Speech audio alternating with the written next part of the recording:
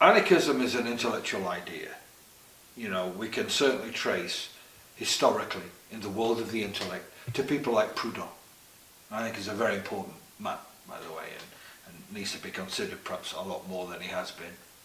Of course, you can take it back to Chinese history, you can take it back to wherever you want to take it. And you can see people acting in anarchist ways right throughout history. You know, you can see, in my country, you can see the diggers.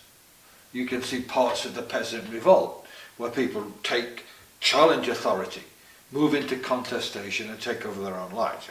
You can see that. But I think that the first self-conscious term of anarchism we give to Proudhon and then Bellerigue and others. And you can see this idea percolating in the intellectual world.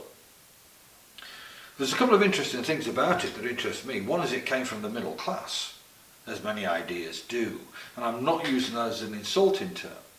But it seems to me that what you get quite quickly in England, say, with the rise of the Socialist League and that working class input into that movement, is you get anarchists who aren't necessarily readers. You know, the day we know that people read, but we also know that people didn't read.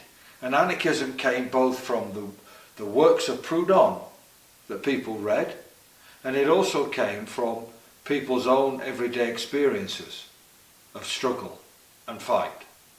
That cynicism about the role of socialist groups, that cynicism about the role of democratic groups, that awareness that sometimes you can take your own life and you can create struggle around your own life where you don't need people to tell you what to do.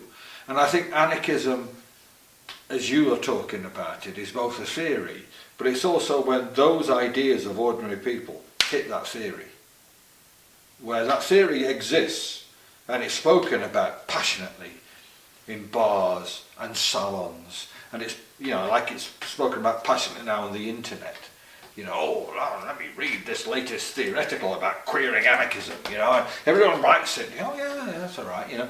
But the point really is that it existed sometimes just in a continuum as a reaction to other intellectual ideas. Anarchism is also when, as I've said, ordinary people's lives and experience hit that one. And that seems to me the most exciting, beautiful thing about anarchism. Because it was flexible and tactile enough to allow that experience to come in and change and shape ideas.